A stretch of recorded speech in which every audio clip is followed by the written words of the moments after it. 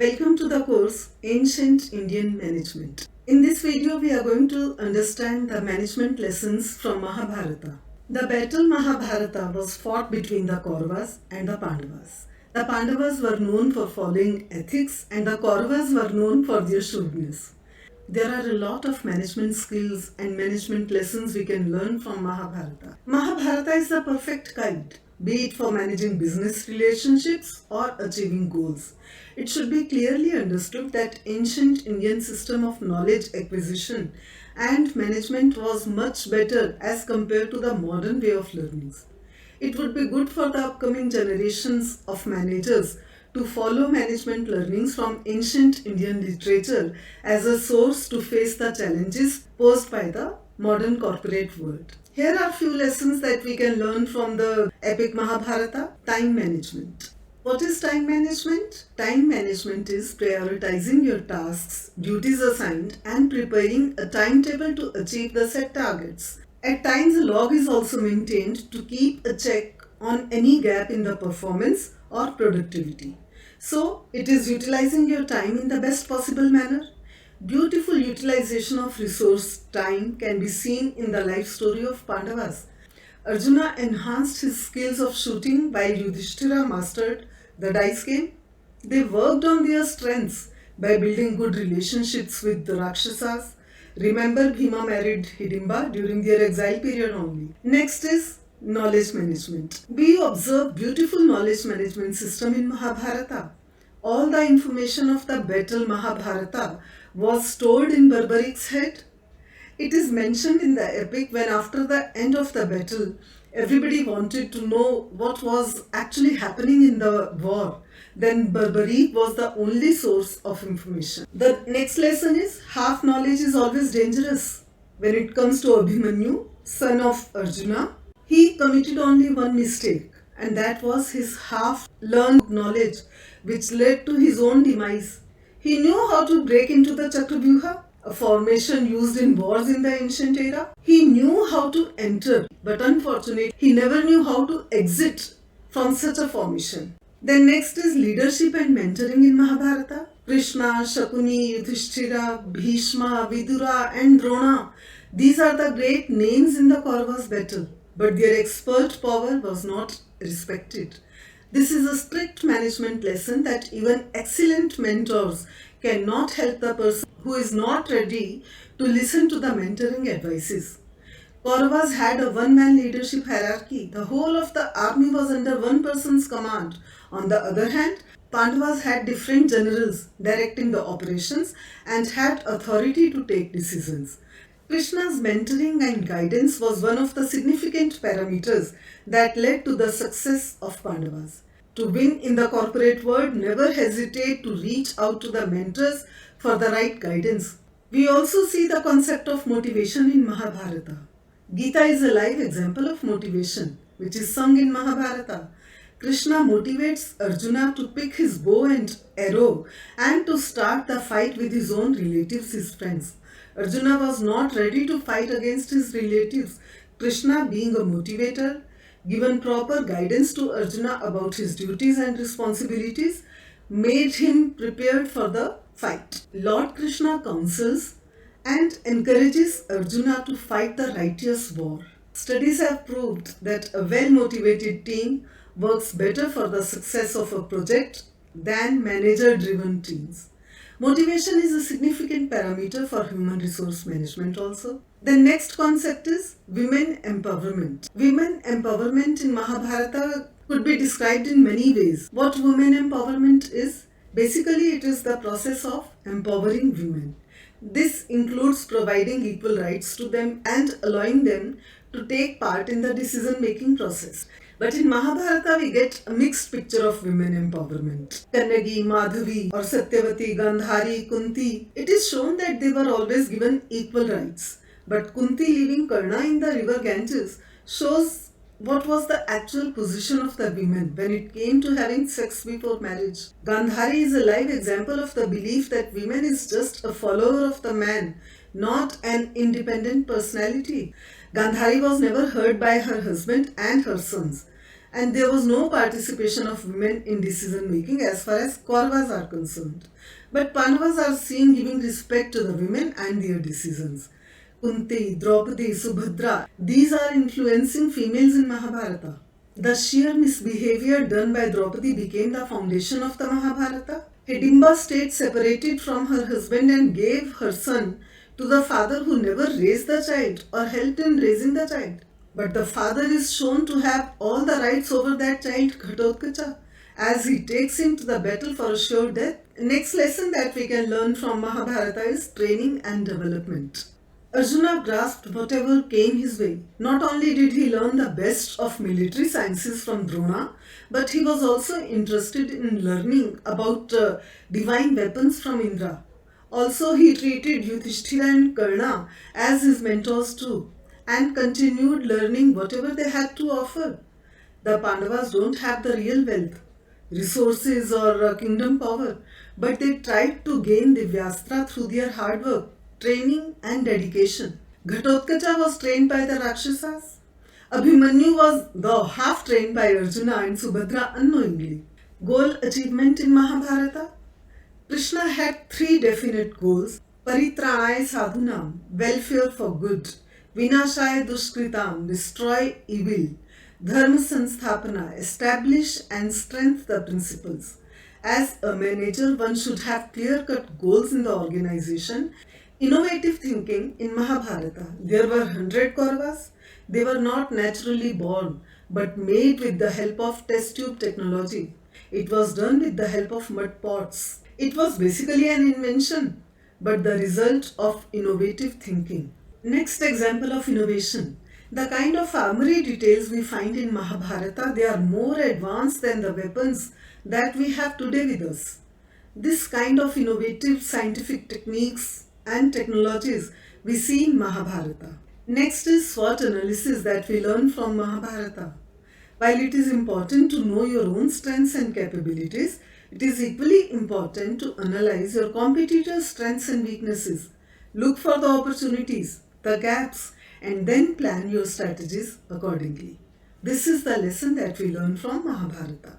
The Pandavas utilized each and every weakness of Kauravas to turn the cards in their favor. For example, Dronacharya's love for his son Ashwathama was identified as a weakness by Krishna, and they spread the news that Ashwathama has been killed while actually the elephant Ashwathama was killed.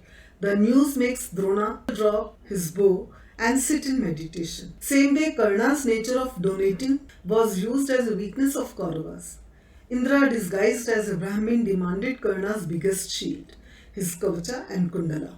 So the undefeatable Karna became defeatable. Next lesson that we learn is always honor your commitment. Mahabharata is dotted with the stories of commitments. Commitment of Karna towards Duryodhana is a classic example of commitment. He knew he would be defeated and killed in the battle because he was fighting against Lord Krishna, but he never left his side. Bhishma's commitment is known as Bhishma Pratigya even today.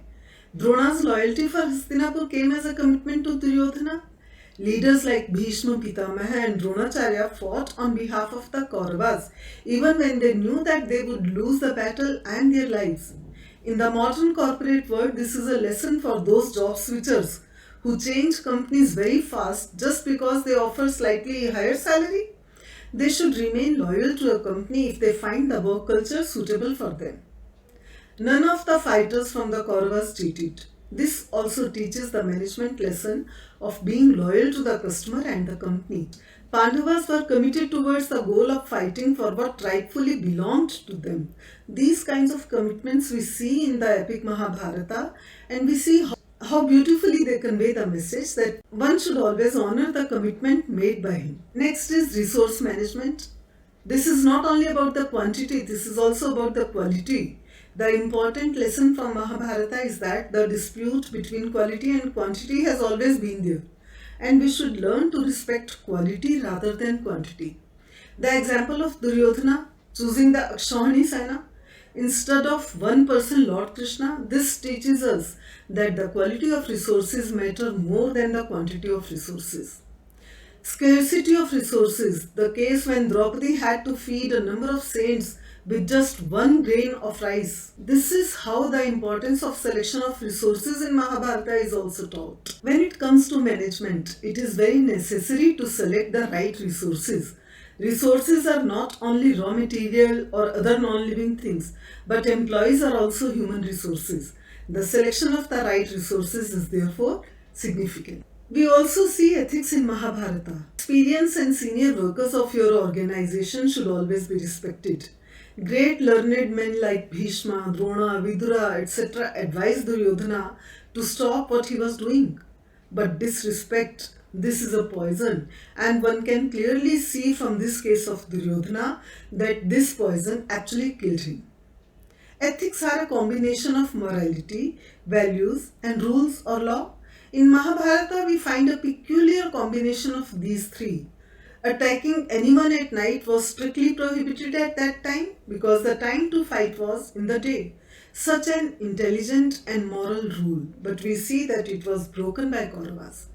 Pandavas have been portrayed by the author Vedvyasa in such a manner that they look strong in commitments and so in morality and values, but they also play with the rules of battle. And two players of the game of ethics were Krishna and Shakuni in Mahabharata. Difference in the moral values of the two leaders brings in the difference in moral values of the two families, of the two parties in the battle, Kauravas and Pandavas.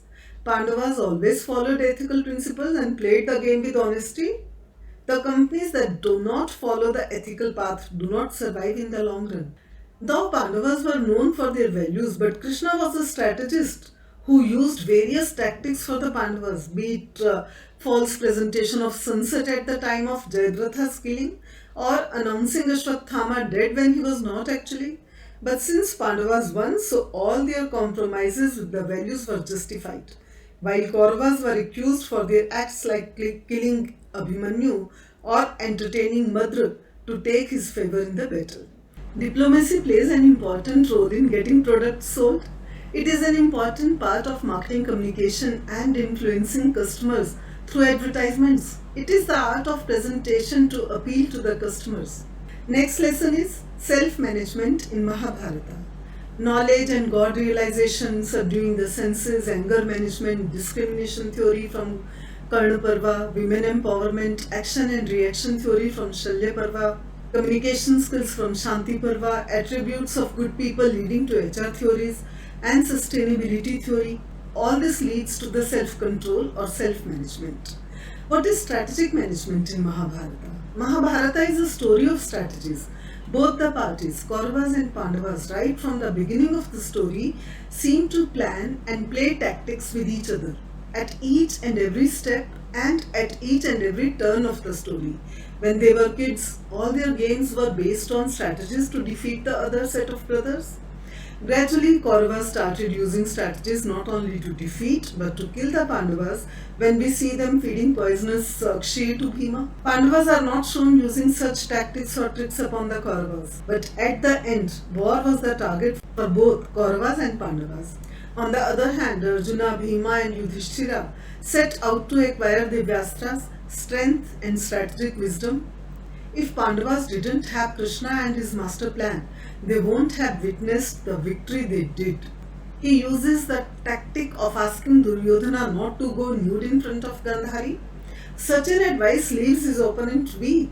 At the end of Mahabharata, Krishna orders Bhima to hit on the thighs of Duryodhana, which ultimately kills Duryodhana. Later he advises Bhima to let Dhritarashtra embrace his stone statue first because he had already evaluated the amount of anger Dhritarashtra must be having and his strong wish to take revenge from Bhima, the killer of Duryodhana and Dushasana. Pandavas also strategized the battle beautifully. I am quoting a scholar to conclude here who says, winning 5 against 100 is extremely mesmerizing. Next skill that we learn from Mahabharata is networking and PR maintenance. The professional maintenance of a favorable public image by a company or other organization or a famous person is the lesson that we learn. It was a result of the public relations maintained by Dhritarashtra with Bhishma Pitamaha, Dronacharya and other important leaders who were willing to support the Kauravas even when they knew the result. Duryodhana and Yudhishthira Both of them worked on developing good network among the kings of that era and area. Duryodhana even went a step ahead when he misguided the two Pandavas, Nakul and Sahadev's maternal uncle, the king of the state Madra. He organized a huge welcome for the uncle and made him a part of his army rather than Pandava's army. Duryodhana also went for selecting the Akshauhini Sena and not Krishna, but here he was ditched because Pandavas knew the real strength is with the leader Krishna and not the army or the army people.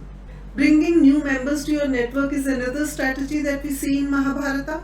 Duryodhana joined hands with Karna when no one was supporting him. Duryodhana was able to identify his shooting skills and made him a friend. Arjuna made new friends in Svargloka and acquired the skills of operating advanced shooting weapons.